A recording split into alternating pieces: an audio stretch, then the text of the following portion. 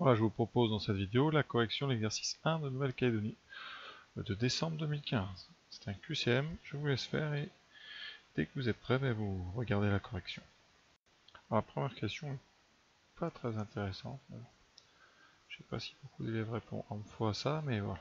Alors, Marc a 10 ans et pèse 30 kg, quel sera son poids à 20 ans? Évidemment, on ne peut pas savoir. Il n'y a aucun lien entre l'âge et le poids, et donc ça ne sera ni 60, qui serait le double.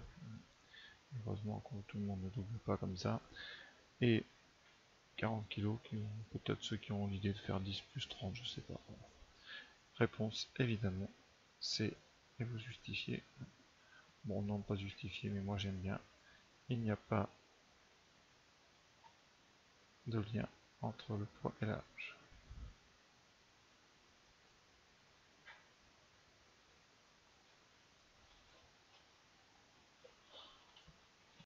Voilà, donc on connaît la longueur 8 cm et on connaît le périmètre 24 cm d'un rectangle. Il faut bien trouver la largeur.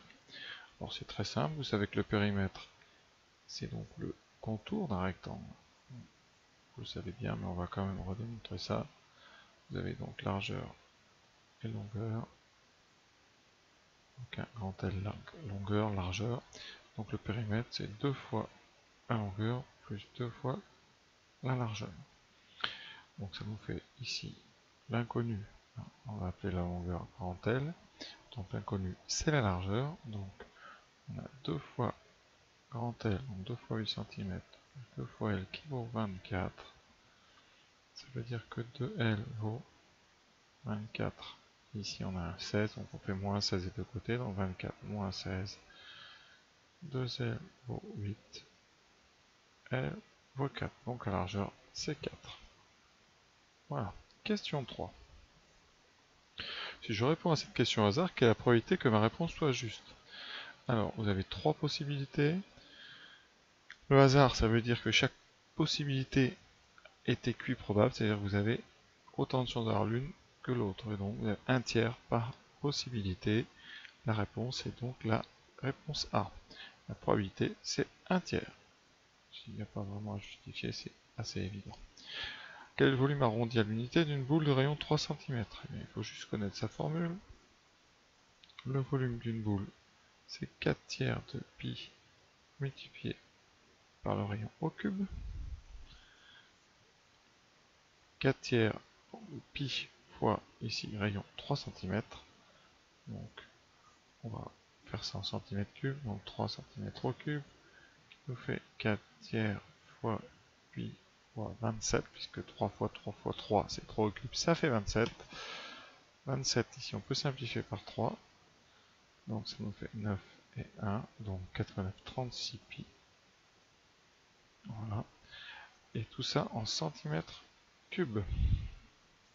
Alors il faut une calculatrice, donc calculer 36 fois le nombre pi. On obtient 113, donc 1, donc arrondi à l'unité, ça donne 113. Donc on trouve ici 113 cm cubes, et là ça tombe bien, puisque la réponse qui est proposée ici. Alors, ce qu'on ne doit pas répondre, par exemple, c'est ça, c'est évident, ça ne peut pas être 19 mètres cubes, parce que alors, vraiment, ça serait beaucoup trop. Hein. On a une boule qui fait 3 cm de rayon, on n'aurait pas 19 mètres cubes. Et heureusement. Ensuite, 28 cm3. Alors, c'est certainement pour ceux qui se trompent dans les formules, ou qui font peut-être un 2 pierres, j'en sais rien. Voilà. Donc, question 5, c'est une petite question juste d'algèbre, on résout une équation. Donc, vous avez une équation, ce qu'on appelle une équation produit. Et une équation produit, ça se résout en utilisant la propriété un peu fondamentale de ces équations, c'est qu'un produit de facteurs est nul si et seulement si l'un des facteurs est nul. Donc ça égale 0, ça équivaut, hein, le symbole équivalent c'est une double flèche. On utilise ça beaucoup en seconde, donc ça équivaut à x moins 1 égale 0 ou 5x moins 10 égale 0. En seconde, on n'écrit plus la phrase un produit de facteurs est nul si et seulement si un des facteurs est nul. Vous pouvez l'écrire évidemment le jour de brevet, mais après il faut commencer à s'embrasser un petit peu. Donc ça équivaut à x moins 1 égale 0 ou 5x moins 10 égale 0. Alors bon, je vais quand même me mettre dans l'esprit brevet des collèges. heureux, hein, puisque c'est un corrigé de brevet, donc ici vous devez mettre un produit de facteur est nul si et seulement si, c'est pour ça que c'est une équivalence. L'un des facteurs est nul. Alors les facteurs, je vous rappelle, hein, ce sont les deux qui sont séparés par un produit ici. Ce ne sont pas des termes, ici ce sont des facteurs, ils se multiplient entre eux. Vous avez un produit qui vaut 0, donc l'un des deux facteurs est nul. Et ensuite on a deux petites équations du premier degré, donc x moins 1 égale 0, ou 5x moins 10 égale 0. Alors x moins 1 égale 0, ça nous donne donc x égale à 1, puisqu'on va ajouter les deux côtés 1, et 5x moins 10 égale 0, on rajoute 10 dans les deux membres, donc ça fait 5x moins 10 plus 10, donc 5x qui va être égal à plus 10. Donc on a 5x égale 10, et on n'a plus qu'à faire une petite manipulation. Ici, on divise les deux côtés par 5. Donc à gauche, vous aurez 5x divisé par 5, donc on peut simplifier. Il vous reste 1x sur 1, donc x, et à droite, il reste 10 sur 5, donc 2.